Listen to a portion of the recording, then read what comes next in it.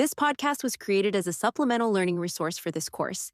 The content is based on assigned course materials, including open educational resources, textbook chapters, instructor-developed explanations, examples, and applications connected to course topics. AI tools were used to help transform course material into a conversational podcast format, including the use of AI-generated narration. The AI narration is intended to make the material more engaging, accessible, and flexible for students. However, the podcast should not replace careful reading of assigned materials, reviewing course lectures, or completing course activities. Any interpretations, examples, or explanations included in the podcast are provided for educational purposes and are the responsibility of the instructor. Students should rely on the assigned readings, course lectures, and official course materials as the primary sources for exams, assignments, and class discussions. Imagine you're walking down a really crowded city street right in the middle of a Tuesday afternoon. There are, dozens of people bustling around you, getting lunch, checking their phones, and suddenly a man, like 20 feet ahead of you, just collapses. Oh, wow.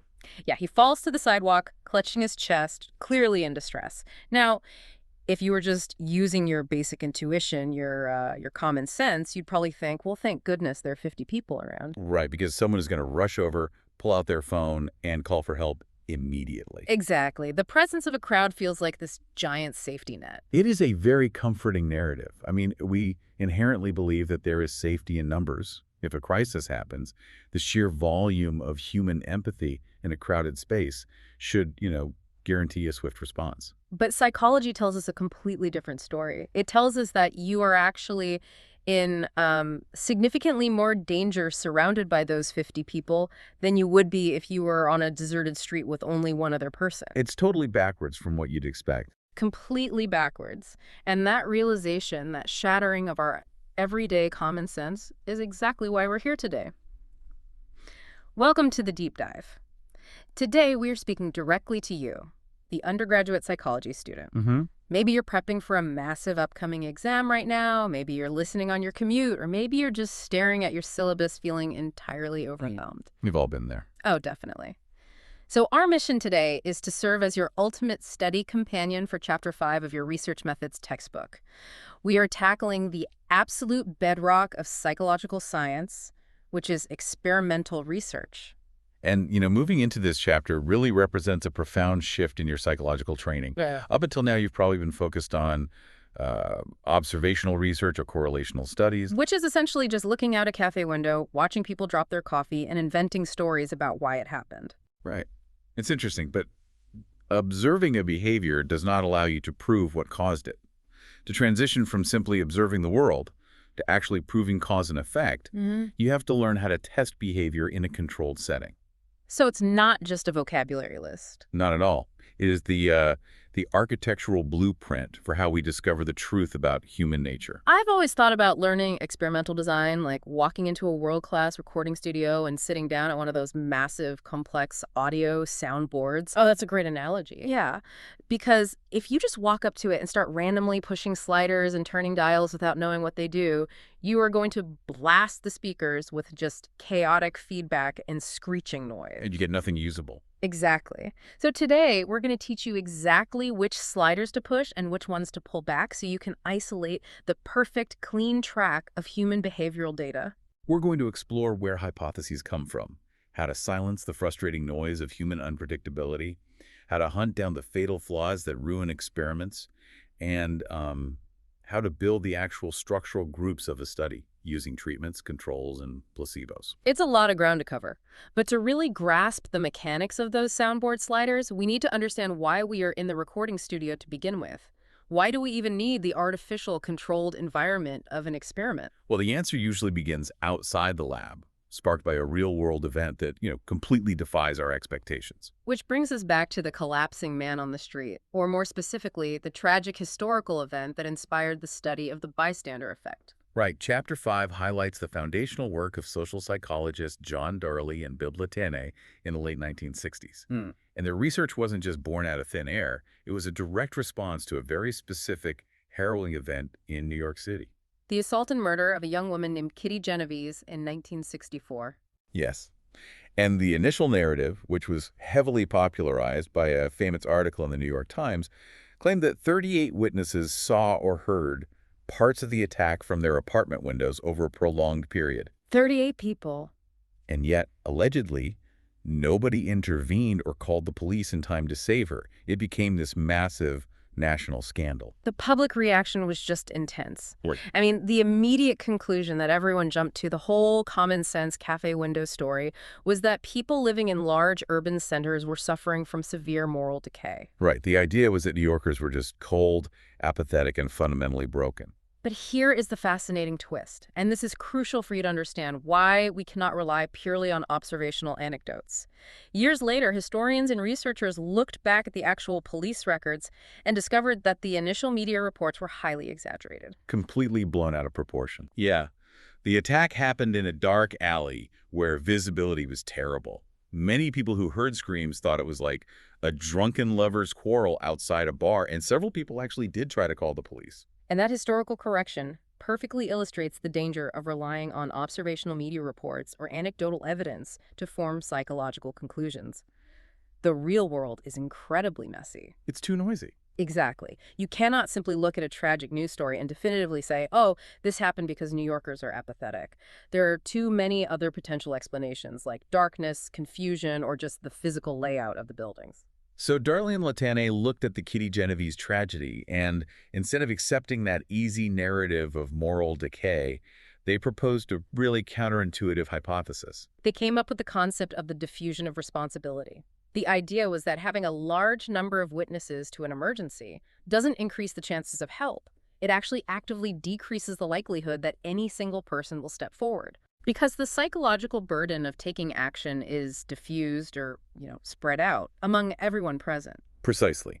If you are the only person who sees someone collapse, 100% of the responsibility to help falls squarely on your shoulders. Hear it. But if there are 50 people watching, your personal share of the responsibility drops to 2%. You can easily rationalize inaction by thinking, well, someone else in this crowd is probably a doctor. Or someone else has already dialed 911. Exactly. But to prove that theory, they couldn't just look at more police reports. As we established, police reports contain all those uncontrolled variables like the weather, the neighborhood, the time of day, and the clarity of the emergency. Right. So to know for a fact that the number of people present is the specific trigger that causes the lack of helping behavior, they had to build an experiment. They had to actively manipulate the number of bystanders and measure the resulting behavior in a perfectly controlled environment. Now, I'm going to pause here and push back on this a little bit because I remember feeling this exact way when I first studied this in undergrad. It feels almost cold and, overly clinical. How so? Well, we're talking about a horrific murder, human suffering, literally life and death, stripping away all of that profound human emotion and turning it into a sterile, artificial lab experiment with 19-year-old college students. It feels like we're losing the reality of the situation. It does. Are we really learning about human nature when we force people into a fake, windowless room? Why is that sterile environment so scientifically necessary? It's a really profound tension in psychology, and your reaction is incredibly common. It does feel clinical, but that sterile lab is necessary precisely because it strips away all the competing explanations that plague the real world. So we have to lose the real world to find the truth. In a way, yes. Let's look at exactly how Darlene and Latane set up their experiment, and I'll help you understand why this control is so vital. They recruited university students and told them they were going to participate in a discussion about the personal problems associated with college life. Okay. To guarantee anonymity, they placed each student in an individual, isolated cubicle. They communicated with the other participants via an intercom system. But the setup was a trick. There were no other real participants, right? Correct. The voices on the intercom were completely pre-recorded. During the discussion, one of the recorded voices, a Confederate of the experimenters, started to experience a simulated severe epileptic seizure. Oh, man. The Confederate audibly choked, stuttered, and pleaded for help over the intercom before the line just went dead. That is a terrifying scenario to be placed in. Extremely terrifying. Now, here's where the manipulation of the independent variable comes in. The researchers varied how many other people the real participant believed were listening on the intercom. Some participants were told it was just them and the victim, a two-person group. Others were told there was one other listener. and a third group was told there were 4 other listeners. So they're artificially changing the crowd size. Exactly. The researchers then sat back with a stopwatch and measured the dependent variable, which was how many seconds it took for the participant to leave their cubicle, walk down the hall, and notify the experimenter that someone was having a medical emergency. And this is where the power of the controlled lab becomes undeniable, because every single participant heard the exact same recorded seizure. Yes. It wasn't raining for some and sunny for others. The alley wasn't darker for some participants. The ambiguity of the situation was entirely removed. The only possible difference between a participant who rushed out of the room immediately and one who sat frozen in their chair was how many other people they believed were on the intercom. And the results were staggering, weren't they? They really were. When participants believed they were the only one who could hear the victim, 85% of them left the cubicle to get help before the seizure recording even ended. Wow, 85%. But when they believed there were 4 other people listening, only 31% of them intervened. The vast majority just sat there, listening to someone suffer, waiting for someone else to take charge. That's chilling, but it's also brilliant science. By moving this into a sterile lab, they definitively proved that the size of the group directly causes a decrease in helping behavior. They isolated the signal. They did. So we have to endure the artificial nature of the lab to find the underlying truth. I want you, the listener, to pause and think for a moment. Think about a strange behavior you've noticed in your own social circle. That's a good exercise. Yeah, maybe it's the way your friends act when a camera is pointed at them, or how people behave totally differently in an online comment section versus face-to-face. How would you begin to test that without just guessing? It's tough. How would you strip away the real world and design a sterile lab version of that situation? It is an incredibly difficult puzzle to solve. It's the core challenge of psychological design. Because the moment you bring an actual human being into your pristine, sterile lab to run that test, you run headfirst into a massive, unavoidable obstacle. Which is? Human beings are inherently chaotic. Which brings us to the concept of noise, or what researchers formally call extraneous variables. We know why we need experiments, but getting clear data out of them is a grueling battle against human variance. The term noise perfectly captures the frustration of analyzing data. Let's explore the hypothetical experiment detailed in your textbook. We want to test a very straightforward hypothesis. Does a person's current emotional mood affect their ability to recall happy memories from their childhood? Okay, so we have our independent variable, the thing we as researchers are directly manipulating. We want to control their mood. We take a group of participants and randomly split them in half. We put the first half in a positive mood by having them sit alone and watch a 5-minute video clip of a hilarious stand-up comedy routine. And we put the second half in a negative mood by having them watch a 5-minute clip of a devastatingly sad movie scene. We then introduce our dependent variable, the outcome we are actively measuring. We give every single participant a blank sheet of paper and give them exactly 3 minutes to write down as many distinct, happy autobiographical memories from their childhood as they can retrieve. Now, in an idealized, magical, theoretical world, the kind of world that honestly only exists in basic math problems, this data would be flawlessly clean. What the textbook refers to as noiseless data. Which is a beautiful dream. Right. If the comedy video genuinely boosts memory, every single person in the happy group would confidently write down exactly 5 memories, and every single person in the sad group would slowly write down exactly 2 memories. The data points would form 2 perfect, tight little clusters.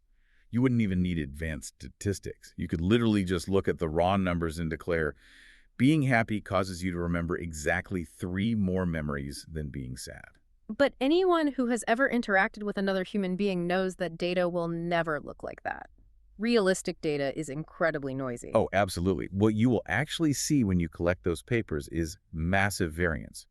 You'll have a participant in the sad movie group who, despite crying 5 minutes earlier, aggressively scribbles down 8 happy memories. And you'll have a participant in the happy comedy group who just stares blankly at the wall and only writes down 1 memory. Wait, I'm confused though. If our independent variable, the comedy video, is supposed to be controlling their mood and mood controls memory, why is the data spreading out all over the place? Did the experiment fail? The experiment didn't fail, but it is being obscured by extraneous variables. Mood is the variable we are manipulating, but it is absolutely not the only thing affecting their cognitive recall in that moment. I see. An extraneous variable is any factor other than your independent variable that influences the dependent variable. Think about who is actually walking into your lab. You have participants with vastly different baseline memory capabilities. Right. Some people have naturally vivid, hyperspecific autobiographical recall. They remember what they wore on a Tuesday in second grade. Exactly. While others struggle to remember the name of their first-grade teacher on their best day. Not to mention their life histories. I mean, one participant might have had an incredibly joyful, idyllic childhood filled with vacations and parties, providing this massive pool of memories to draw from. And another participant might have had a very difficult traumatic childhood, which means they simply have fewer happy memories available, regardless of whether they just watched a comedy or a tragedy. Furthermore, you have temporary physiological states, right? Huge factor. Did the participant drink 3 cups of coffee before arriving, making them hyper-focused? Did they sleep 2 hours last night? Are they stressed about an upcoming midterm exam? Or are they highly motivated to please you, the researcher, or are they just sitting there to earn a required course credit so they can leave as fast as humanly possible? Exactly. All of these individual differences inject variance into your data.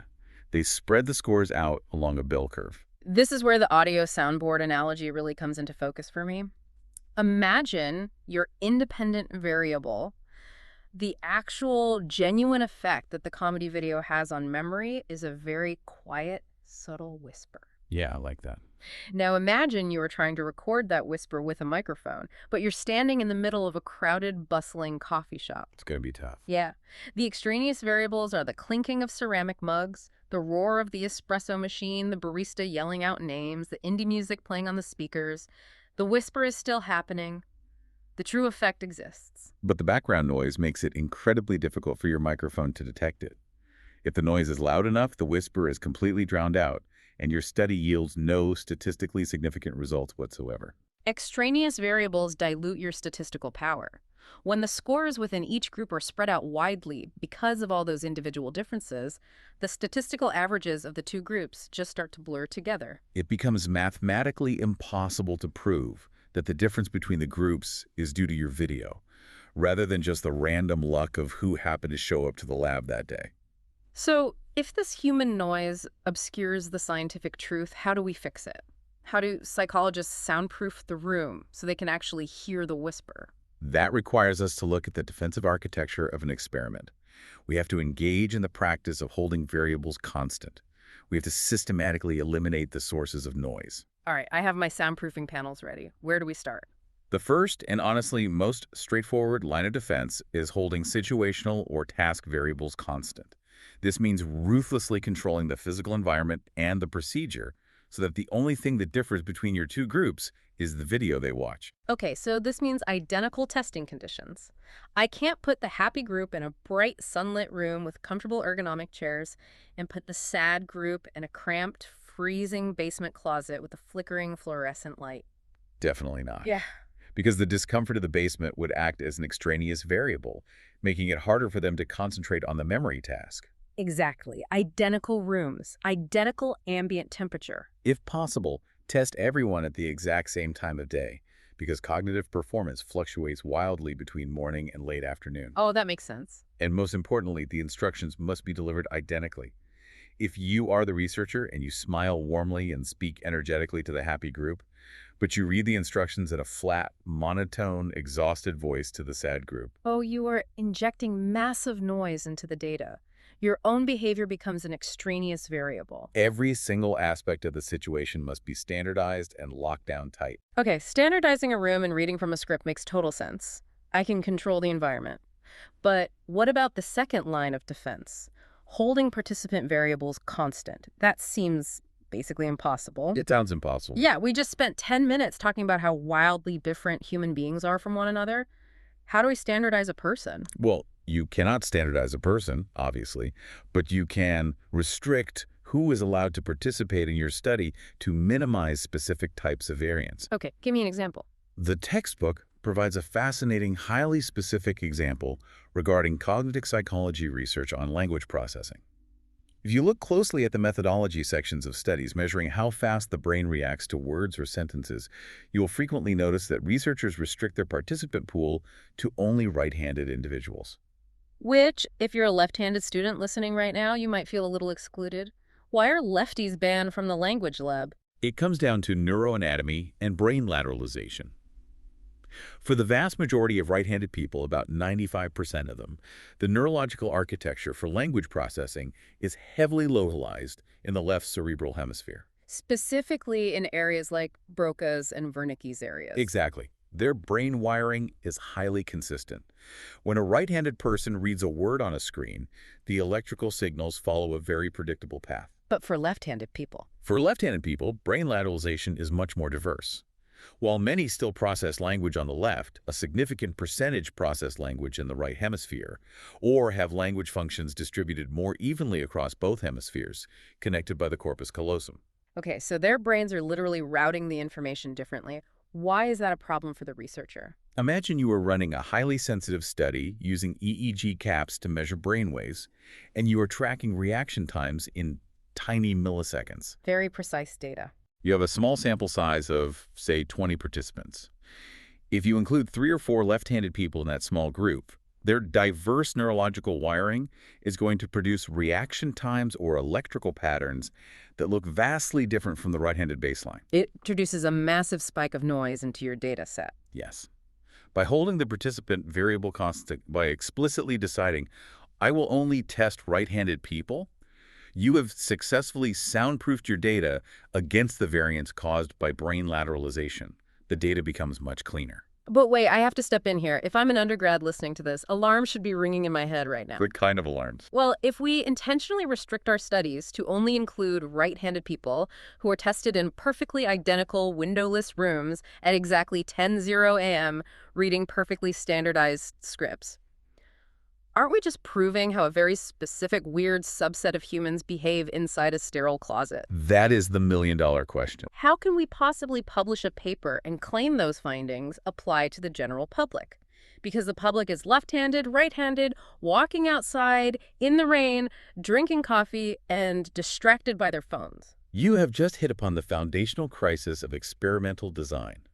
It is the perpetual tug-of-war between internal validity and external validity. Let's break those down. Internal validity is your confidence in the cause and effect relationship. It is your ability to firmly state, yes, my independent variable and absolutely nothing else caused the change in the dependent variable. So you achieve high internal validity by aggressively holding variables constant, building that sterile, highly controlled fake environment. And external validity is the exact opposite. It is your ability to generalize your findings outside the lab to the messy reality of the real world. And generally speaking, as one goes up, the other must come down, right? Precisely. The more you control the environment to silence the noise and increase internal validity, the less your experiment resembles real life, damaging your external validity. It's an inverse relationship.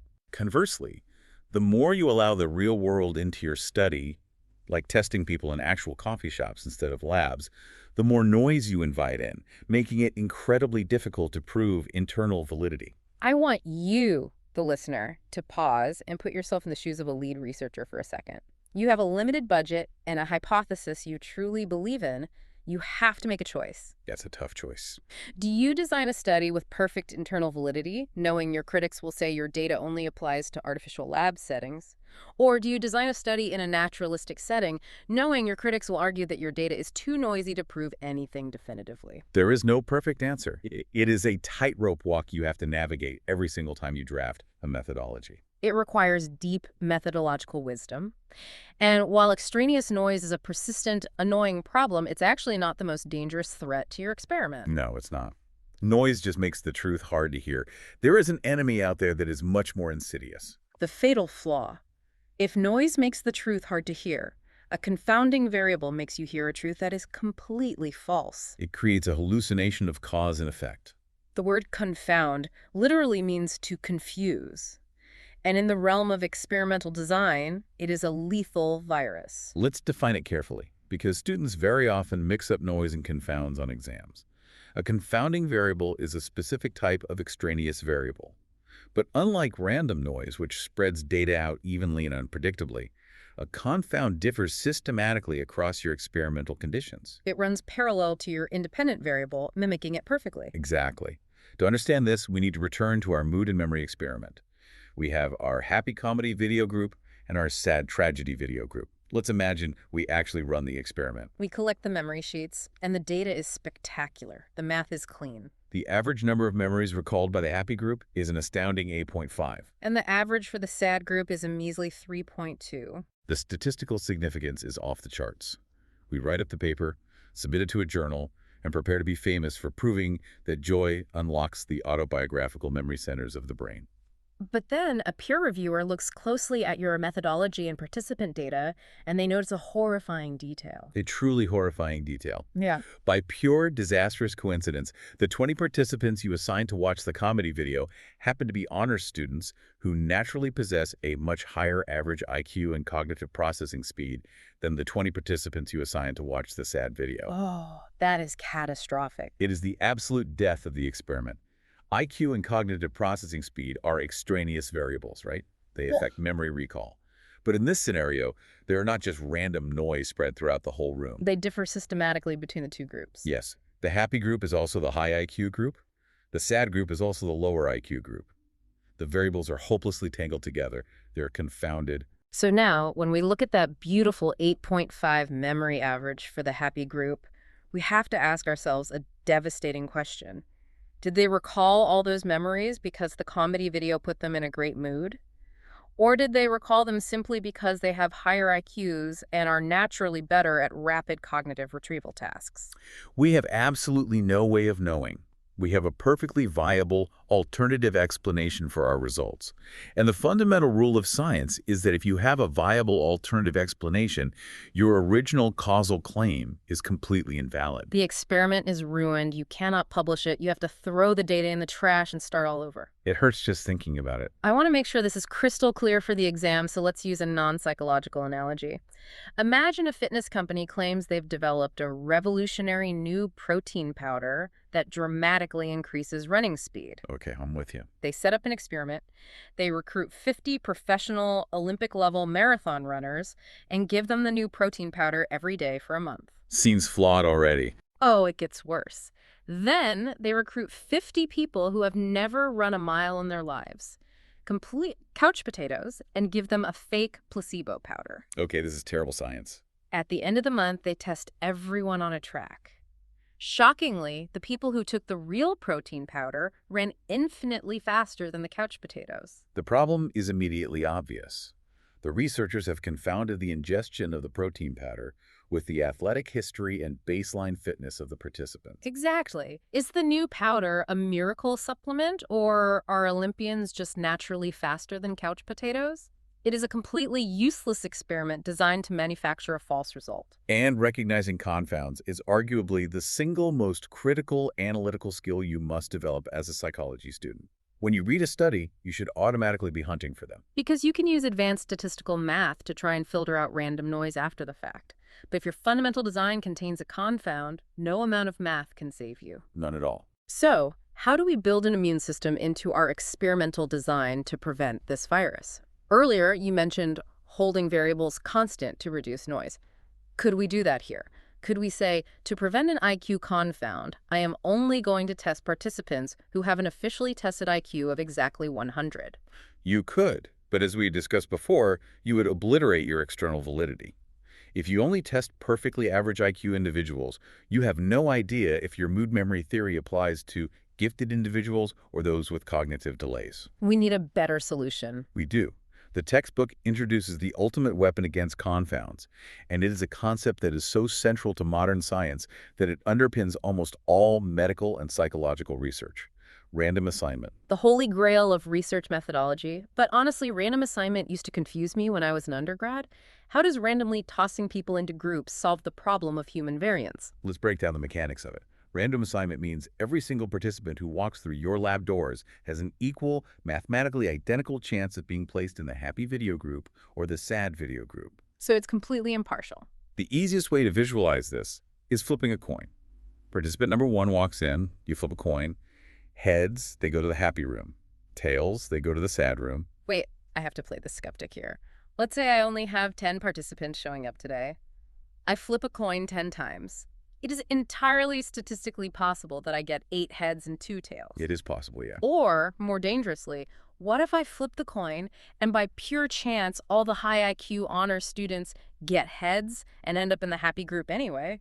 The coin flip didn't fix the confound, it accidentally created it. You are absolutely correct, and that is why sample size is the crucial companion to random assignment. If you only have 10 participants, random assignment is a huge gamble. That's too small. But real experiments are not run on 10 people. They run on large samples, 80, 100, 500 people. Yeah. Random assignment relies on the statistical law of large numbers. Ah, the law of large numbers. Yes. As your sample size increases, the random variations wash each other out. If you flip a coin 200 times, the probability of getting 150 heads is astronomically low. You will almost certainly get very close to a 100-100 split. So how does that apply to the messy human variables? It applies to every extraneous variable simultaneously. If you have a large sample and you randomly assign them, the laws of probability guarantee that the high IQ people will be split roughly evenly between the happy group and the sad group. Oh, wow. The people who drank too much coffee will be split evenly. The people who had traumatic childhoods, the highly motivated people, the sleepy people, every single source of variance gets evenly distributed across both conditions. Oh, I see. You aren't eliminating the noise, you are balancing the noise perfectly on both sides of the scale. Precisely. Yeah. Because the groups are probabilistically equal in every conceivable way before the experiment even begins, the only thing that differs between them going forward is the independent variable you introduce the video they watch.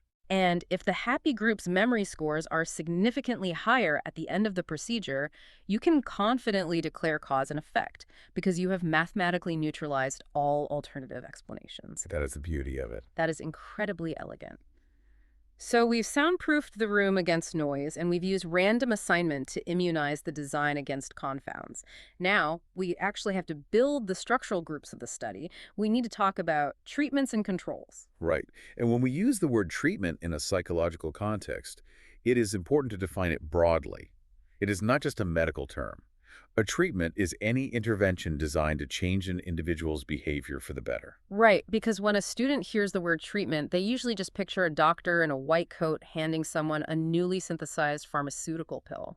It certainly encompasses clinical medicine, like testing the efficacy of a new SSRI medication for depression.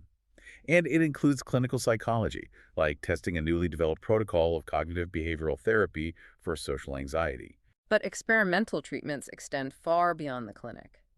In educational psychology, a treatment might be a new phonetic reading program implemented in an elementary school to boost literacy. Or in industrial organizational psychology, a treatment might be a new managerial training seminar designed to reduce workplace burnout. The textbook highlights a really brilliant example of a treatment from the field of environmental psychology. It's a study conducted by Goldstein and colleagues, and it involves something we have all seen: hotel towels. Yes, the hotel towel study is a classic illustration of a non-clinical intervention. If you have stayed in a hotel recently, you have likely seen a small placard in the bathroom asking you to hang up and reuse your towel instead of dropping it on the floor for the housekeeping staff to wash. The standard placard usually appeals to environmental protection, right? Like, help us save the Earth's water resources. Exactly.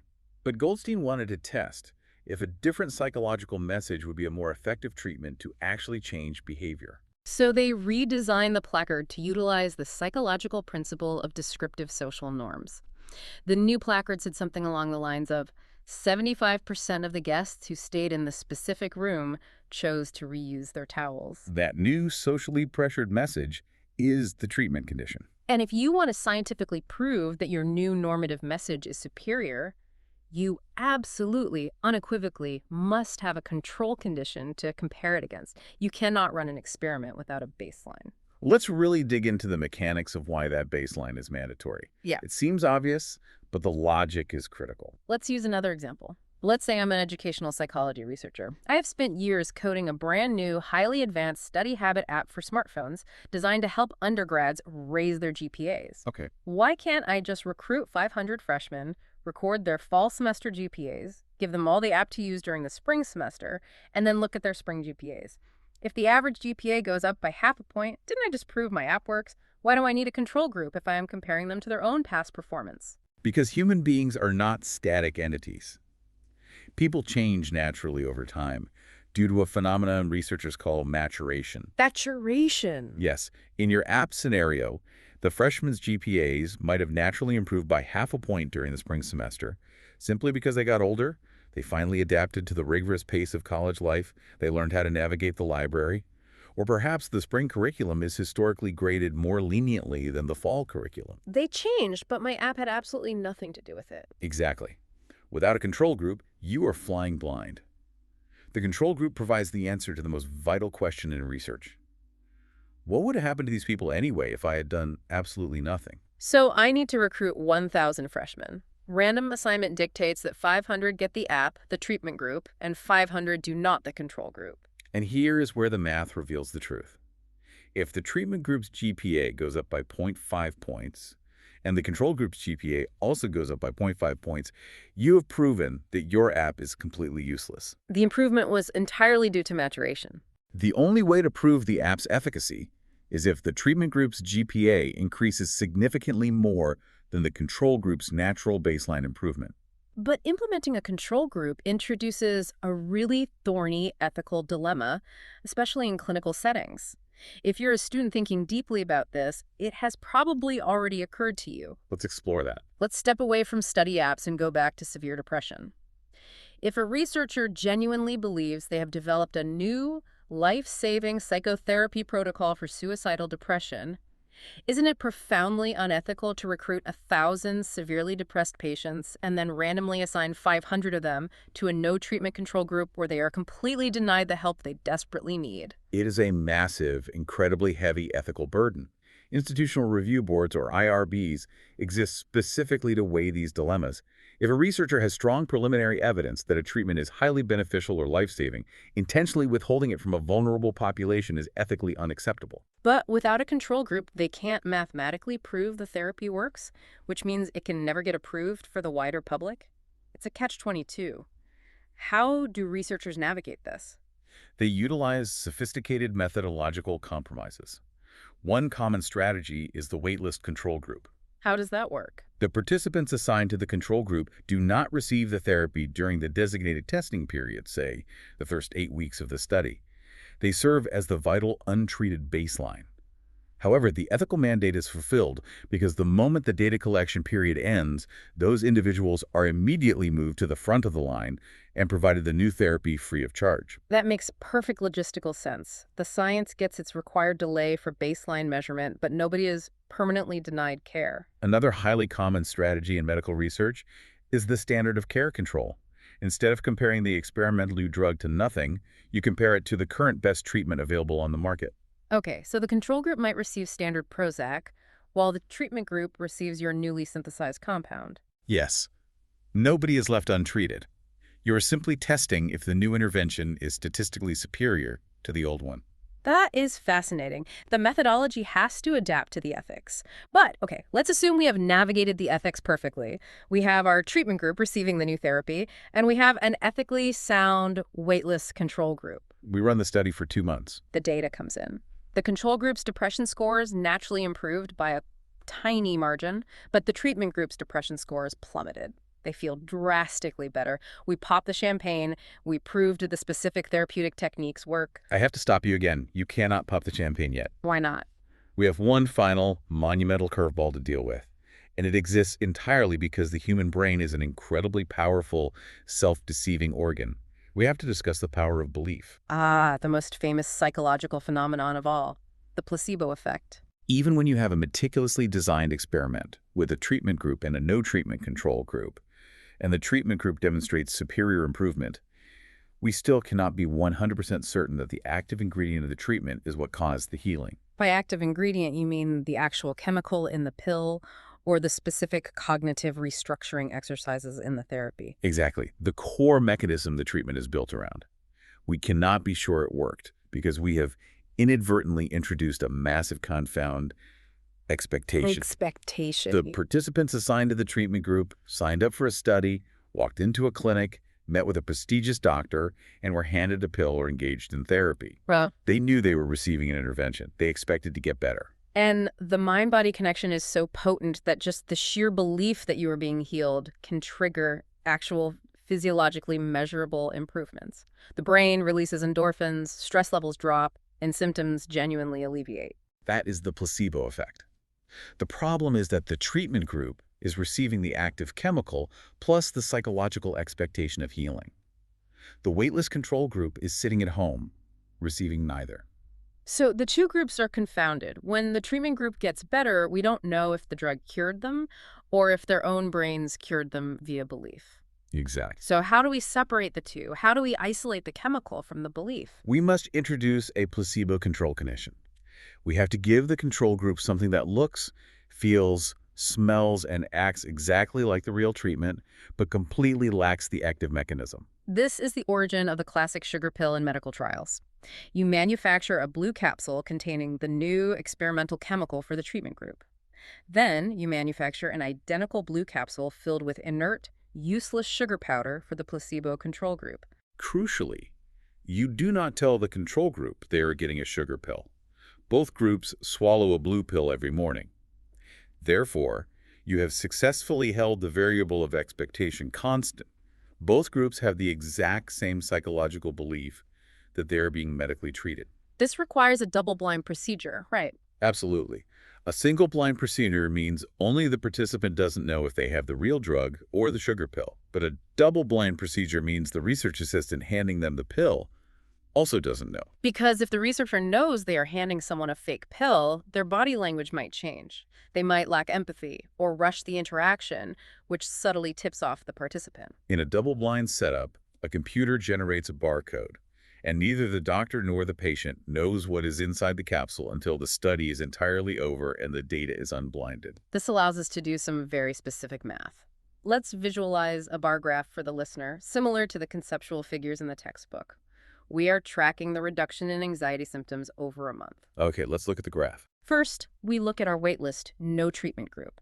Just due to the natural passage of time, their anxiety decreased by a baseline of 10%. That 10% is our maturation baseline. Next, we unblind the data for our placebo control group, the people who took the sugar pill. Their anxiety decreased by 30%. That is a significant jump. That extra 20% improvement, the gap between the 10% baseline and the 30% placebo score, is the mathematical measurement of the placebo effect. It represents the raw healing power of human expectation. Finally, we unblind the data for the treatment group, the people who ingested the actual chemical compound. Their anxiety decreased by 50%. So if you are a student writing an essay on this exam, what is the actual unique efficacy of the drug itself? Is it 50%? No, the drug is not 50% effective. The actual efficacy of the chemical active ingredient is only the top 20% of that graph. Just 20%. It is the specific difference between the 50% total improvement and the 30% placebo improvement. The first 10% was time. The next 20% was the brain's belief. The final 20% is the actual drug. I love thinking about this using a car analogy. Imagine you want to test if adding a giant, aggressive red racing stripe down the hood of your car makes it drive faster. Okay. You paint the stripe, you get on the highway, and you realize you are suddenly driving 10 miles per hour faster than normal. You conclude the paint makes the car aerodynamic. But in reality, the stripe didn't change the engine at all. The belief that your car looks like a race car subtly changed your psychology. It made you press the gas pedal a little harder and drive more aggressively. The placebo control condition isolates the actual engine performance from the psychological racing stripe effect. That is a brilliant way to conceptualize it. However, while a sugar pill is relatively easy to manufacture for a drug trial, creating a placebo for a behavioral intervention is profoundly difficult. How do you create a sugar pill for psychotherapy? Right. If I am testing a new, structured, 8-week cognitive behavioral therapy program, I can't just give someone a fake therapy pill. I have to physically put them in a room with a therapist. The textbook details how researchers solved this by using an unstructured talking control group. The placebo patients still come into the clinic once a week. They still sit on a comfortable couch. They still interact with a warm, empathetic, highly trained professional who actively listens to them for an hour. They're receiving all the environmental cues that generate the expectation of healing. They feel cared for. Exactly. But the therapist is strictly instructed not to use any of the specific, active, cognitive restructuring techniques that define the new therapy being tested. They just chat in an unstructured way. The logic is that if the new CBT program is actually scientifically valid, it must produce anxiety reductions that are statistically superior to simply sitting and venting to a nice person for an hour a week. I want the listener to do one final pause and think exercise. We talked about designing a study habit app for your phone earlier. If you are the lead researcher on that project, how on earth do you code a placebo app for your control group? It's a great question. It has to look high-tech and has to make the student expect it will raise their GPA, but it cannot contain the actual active scheduling algorithms of your real app. What does that user interface even look like? It is a massive creative challenge. Designing a convincing behavioral placebo really separates the okay researchers from the great ones. It absolutely does. And this perfectly transitions us to our final major topic. We have spent this entire deep dive mapping out the theory. We have built a hypothetical, perfectly soundproofed, randomized, double-blind, placebo-controlled architectural marvel in our minds. But eventually, theoretical design has to meet physical reality. You have to get out of the armchair, walk into the lab, and actually run the experiment. And the textbook dedicates significant time to the gritty, practical considerations of execution. The very first practical hurdle is recruitment. You have this beautiful design, but where do you find 100 human beings willing to participate? If you walk through the hallways of any university psychology department, you will see the answer stapled to every bulletin board. Flyers. Thousands of flyers offering $10 or a slice of pizza to participate in a study. Universities rely heavily on what are called subject pools, which are massive registries of undergraduate students who are required to participate in research for course credit. It is a logistical necessity, but it introduces a major point of critical analysis for the scientific community. There is a famous acronym in psychology, WEIRD. WEIRD. It stands for Western, Educated, Industrialized, Rich, and Democratic. And the vast majority of foundational psychological research over the last century has been conducted on weird populations, specifically American college sophomores trying to get extra credit in Psych 101. Which brings us right back to our external validity problem. If a researcher discovers a specific cognitive bias by testing 219-year-old college students in Ohio, is it scientifically accurate to claim that this bias is a universal human trait shared by a 60-year-old farmer in rural India? Relying on subject pools is practically easy, but it forces us to deeply question how far our data can generalize. But let's assume you've recruited your participants, whether they are undergrads or community members. The next practical execution step is standardizing the procedure. We touched on this during our noise discussion, but it is so vital we need to expand on the mechanics of it. A brilliant experimental design can be completely destroyed by sloppy execution. The researcher running the study must act almost like a programmed robot. The psychological literature is haunted by the concept of experimenter expectancy effects. This is where the researcher accidentally leaks their hypothesis to the participant. Yes. There is a legendary study by Robert Rosenthal involving rats. He gave his psychology students rats to run through mazes. He told half the students their rats were specially bred, maze-bright geniuses. And he told the other half their rats were maze-dull, genetically inferior rats. In reality, all the rats were standard, genetically identical lab rats, randomly assigned. But the students didn't know that. They had an expectation. And that expectation changed their behavior. The students who thought they had genius rats handled them more warmly, gently, and enthusiastically. The students who thought they had dumb rats handled them coldly and mechanically. Wow. Because of that subtle difference in handling, the genius rats actually performed significantly better in the mazes. The researchers' expectations physically altered the outcome of the experiment without them even realizing it. If a researcher's subtle body language can change the behavior of a rat, imagine what it does to a highly perceptive human participant. If I am testing a new therapy and I lean forward and make intense eye contact with the treatment group, but I check my watch and sigh while talking to the placebo group, I have ruined the data. The participant will unconsciously pick up on my cues and alter their behavior to give me the result they think I want.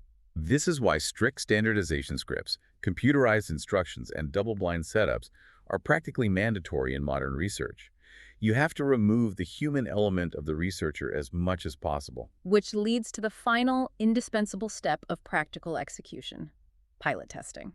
A pilot test is a small-scale, dry run of your experiment conducted on a handful of participants before you launch the official, full-scale data collection. It is the exact equivalent of a Broadway dress rehearsal. You have written a beautiful script, built the sets, and hired the actors.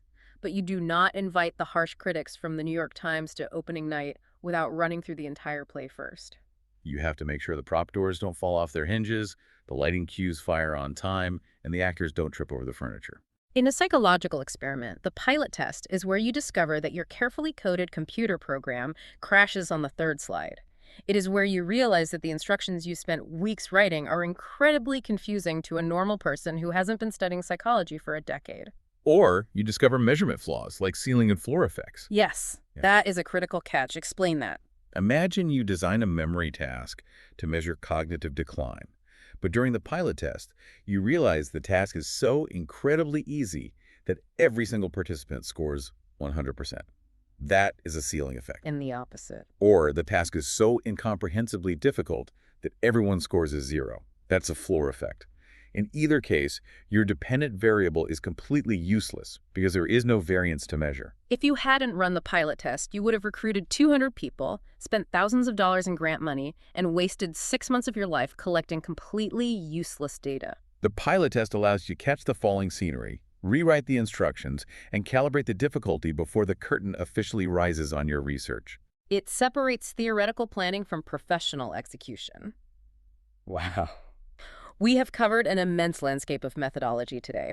We have taken Chapter 5, torn it down to the studs, and rebuilt it from the ground up. It's a lot to process. Let's do a rapid-fire recap of the foundational pillars for our student listener to lock this in before the exam. I will synthesize the core principles. First, observation is not enough. To truly prove that variable A causes variable B, you must transition from the cafe window to the lab. You must run an experiment. Second, you are at war with noise. Human variance will dilute your data. You must hold situational and participant variables as constant as possible to create a sterile environment where the true signal can be heard. Third, confounds are fatal. If an extraneous variable systematically mimics your independent variable, you have an alternative explanation and your causal claim is dead. You must use large sample sizes and the mathematical power of random assignment to evenly distribute those variables and immunize your design. Fourth, you cannot measure change without a baseline. You must employ a control condition to account for natural maturation and history effects. And fifth, never, ever underestimate the deceptive power of the human brain. The expectation of healing is a powerful force. You must utilize double-blind, placebo control conditions to isolate the actual efficacy of your treatment from the psychological power of belief. That is a masterful summary of the architecture of experimental science. Before we sign off, I want to leave you, the listener, with a final provocative thought. I want you to take the analytical tools we just built and apply them to the real world right now. It's the best way to learn.